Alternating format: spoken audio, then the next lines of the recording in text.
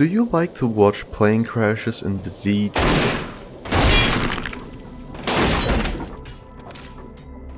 Did you just get the game to do the same thing?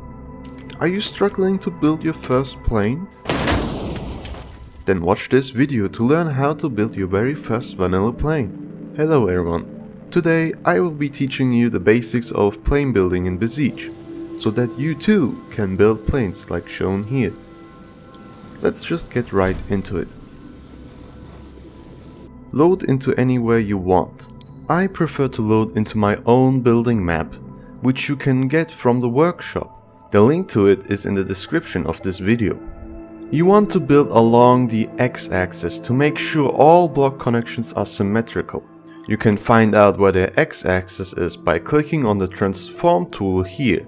The red line is our x-axis, so make sure you build parallel to it. I forgot to mention that you need advanced building turned on for this tutorial. You should have it as well. Now, take a log, put it on the starting block and pull the log off the starting block by just moving it away from it. We will not use the starting block as our primal structure block because it is very light. Depending on how large you want to build your plane, add the logs into each other like this. The larger ring should always connect into the other log about 0.5 units in. This will strengthen your fuselage, as you can see here. If I flip one log around, you will see how easy it breaks. All blocks have some sort of collider. If one block is attached to another, these blocks will have no collision with each other. However, if you place a block on a steering hinge like this and turn it inwards like this, the block on the steering hinge will collide with the block where the steering hinge is attached. So keep in mind how you build. Start simulation every now and then to see if you have any blocks colliding or not. Now that we have the base of our fuselage, we will start from the very tip of the plane, the engine. There are many ways that you can build engines in Besiege, but I will only showcase two: the propeller engine and the steam engine. The steam engine is by far the easiest to make, as you only need the water cannon and a torch. I will build a plane that's powered with the steam cannon at later stages. I will show you a couple of ways to build a propeller engine. There is the torqueless brace configuration, the torqueless coaxial configuration, and the counter torque setup. And here's how you can build them. For the torqueless brace configuration engine, add an unpowered wheel. Copy that same wheel and lift the copied wheel up. Connect those wheels with a brace. Delete the copied wheel, copy paste the brace and rotate it 180 degrees. Now add your powered wheel. Put your propeller blade on the powered wheel and rotate it 90 degrees. Copy your propeller blade and rotate it 180 degrees. Then take the wrench tool, turn off automatic brake and set it to toggle. And don't forget to raise the power of it to 2x. If you own the Splintered C expansion, you can even take a screw, set it to 3x power and copy paste the same 3x power onto your powered wheel. For the torqueless coaxial configuration engine, you do things a little more differently. Instead of adding an unpowered wheel, add a spinning block, lower its speed to 0 and get rid of this button. Add your propeller blades onto it, pull them slightly to the middle of it, and then just do the same steps from here on, like on the torqueless brace configuration engine. Add a powered wheel, the propeller blade on the powered wheel, and the settings for the powered wheel. Don't forget that one set of your propeller blades must be mirrored against the other set of propeller blades. You can find the mirroring tool here. Select all propeller blades and click on any of these planes. The counter torque setup engine is probably the simplest of them all. It only needs 2 powered wheels and the bare minimum to work. What is important is that all the powered wheels you add counteract their forces by making them spin against each other. While it is simple on paper, I don't recommend building your engines this way, as you cannot control each engine on its own. If you lose one of them, your plane will begin to roll. It's best to just use the torqueless coaxial configuration or the torqueless brace configuration engines instead of doing a counter-torque setup engine. All these engines have their advantages and disadvantages. I've made a list of what the advantages and disadvantages are, so you can pause the video and read it if you wish to know. Now, if you were to start the engine and you realize that you need more power, here is a couple of things you can do to get more power out of your engine. You can raise the power slider to 2x or copy paste the 3x power slider of a screw onto a powered wheel. The second option requires you to have the DLC. You can also stack powered wheels onto each other, or you can add more propeller blades. You can also move those propeller blades further outwards. The further you put them outwards, the faster they will spin. Or the most important part, angle your propeller blades more for a steeper angle. I'm going to use the torqueless brace configuration engine for my plane. Instead of 4 propellers, I will use 3 short propellers for my engine because of aesthetic reasons. I will also use the 3x speed setting from the screw and add it onto my powered wheel. If you don't have the DLC, you can just use 2 powered wheels instead of 1. Make sure to rotate the propellers so they have a steeper angle of attack. And once you are done, go to 0 gravity and turn it on. If the engine is pushing the plane backwards, simply flip the wheel by going on it with your cruiser and pressing F. Now that we are done with our engine, we will add our wings. You can use the wing panel for this. Simply put one on the fuselage, rotate at 45 degrees and stack your wing by copying it and moving it like this. Continue doing this to your desired length. Be sure to not use too many, however, as it may affect your roll rate. I will also copy these wings and raise them upwards because I want to build a biplane. You can do the same if you want to. When you are at your desired length, do the same for your horizontal stabilizers. For the vertical stabilizers, however, we will use propeller blades that are angled against each other like this. Be sure to add a set of short propeller blades to the nose of your aircraft like this. This will stabilize your plane further, but also make the rudder more controllable. Now that you have your wings, you need control surfaces such as ailerons, elevators, and a rudder to control your plane. You can mainly use 3 blocks to control your plane, which are the steering hinge, the steering block, and the rudder block from the DLC. The rudder block is the easiest to use out of all since you don't need to attach a propeller blade onto it. I will use all 3 methods on this plane so that you can see how to use them. Let's start by adding the ailerons. For this, use the steering hinge. Put it here like I do, and put a short propeller blade on it. Make sure that the propeller blade is angled up towards the nose of your aircraft. In order to angle this propeller blade flat, set your rotation tool to 22.845 and angle your propeller blade flat. I will also move this propeller blade a bit closer to the rotational axis of the steering hinge, so it looks better when the blade gets rotated. Next, we will get the wrench tool. Raise the tension and speed of the steering hinge and also make sure auto return is on. And finally, keybind the controls. I will put F and H in here.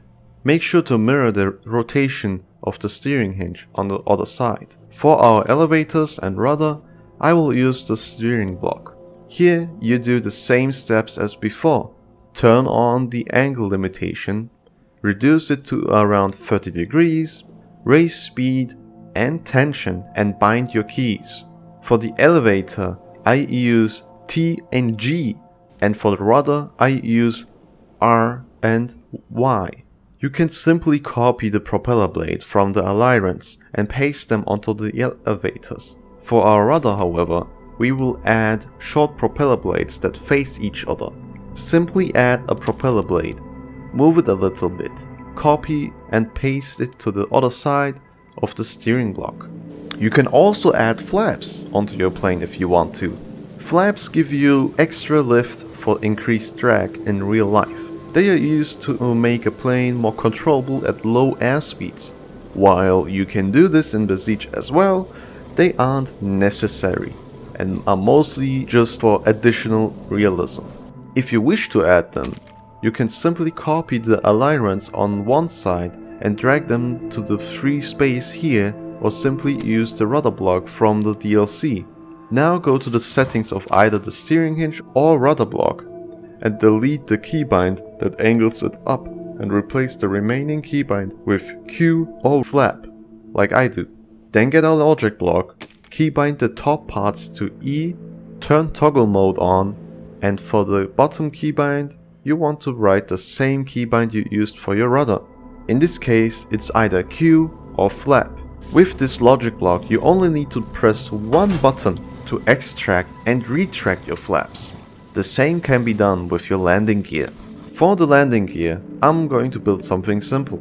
Put a steering hinge under the wing like this. Attach a suspension block with its thicker part attached to the rotational part of the steering hinge. And add a mass ballast at the end of the spring. Add an unpowered wooden wheel onto the ballast. If you feel that the wheel might be too large, you can also use roller wheels if you have them. Take the wrench tool and do the same key binding and logic trick I showed you with the flaps. But use other keybinds for this. U or gear, for example. For the tail, I just added a suspension block with a small wheel. And here you go. Here you have a working plane. However, it doesn't look too nice, does it? In this next segment of this video, I will show you exactly how to make your plane look like a plane. We will start with the fuselage of the plane. Take this block and put it in the middle like this. Raise it until it barely attaches onto your log. Once you found the perfect height, copy it and rotate it 60 degrees around your fuselage. Now you can just select these panels and copy paste them to the rest of the fuselage. You can also angle the panels 5 degrees into the log around the tail and the nose to give your plane some more shapes. Once we are done with the fuselage, it's time to continue with the wings. Get these metal blades to cover the wings like this. You can also angle these a bit so they look better. Make sure to start simulation every now and then to see if anything is colliding or breaking. And for the spaces where you can't fill with the metal blades, you can just use wooden panels again, like this.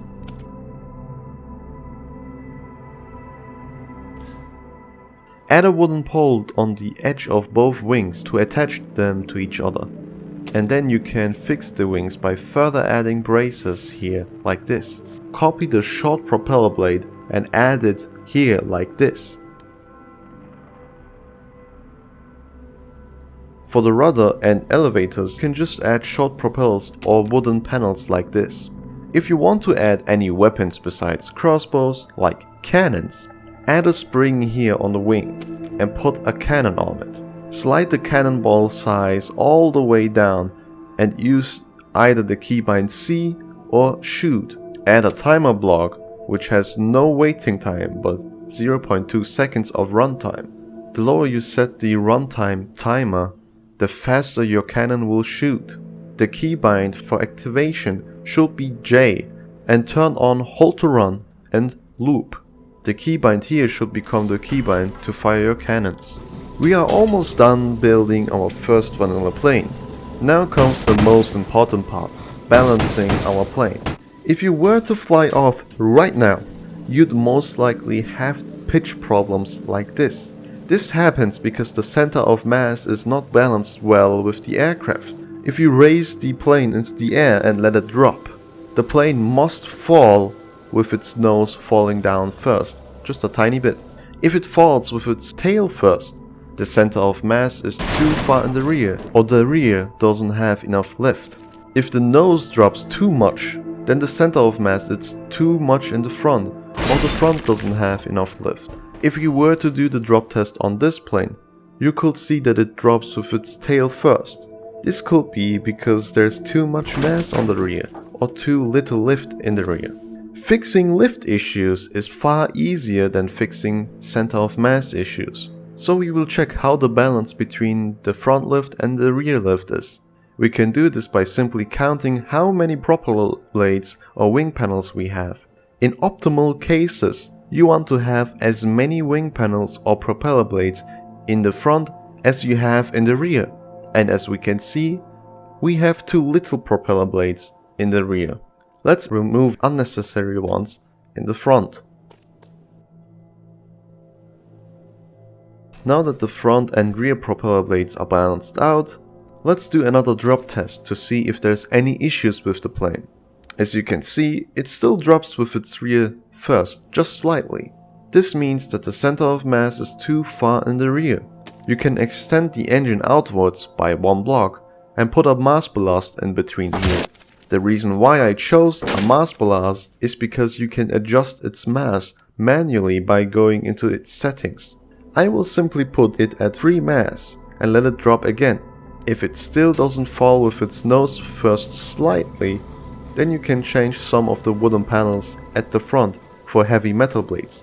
And now when we let the plane drop, it drops with its nose first. If you notice that your plane pitches up or down slightly during flight, that means you need to adjust the center of mass of your plane just a bit more. And now we have a fully functional vanilla plane. You know all the basics of plane building in Besiege, which means you can start to build a bunch of planes in Besiege.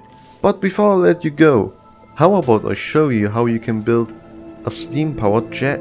The only difference here is in the engine. Everything else is the same as before. Add a log here and get the water cannon. Add a torch and place it so that it only ignites the water cannon. Now get the shrapnel gun. Set it to 4x power, copy it and paste the settings of it to the water cannon. The max power cap from the water cannon is 2x. Pasting the 4x power of the shrapnel gun gives you more power. If you need even more power, however, you can just copy paste the water cannon on the same spot without getting any collision problems. Now that the propulsion of the plane is done, you can do the rest of the building on your own, as you should know the basics by now. If you struggle building a jet, however, you can watch one of my older streams at this timestamp to see how I do it in detail. It is an hour long, but you can skip through some parts. You can also download the vanilla planes I built in this video and my streams from the workshop to get a closer look at them or to play with them. If you have any questions, you can comment on this video and I'll try my best to answer them. You can also join the official Discord server to ask me or others for advice. I hope this video helped you. Thank you for watching and I'll see you next time.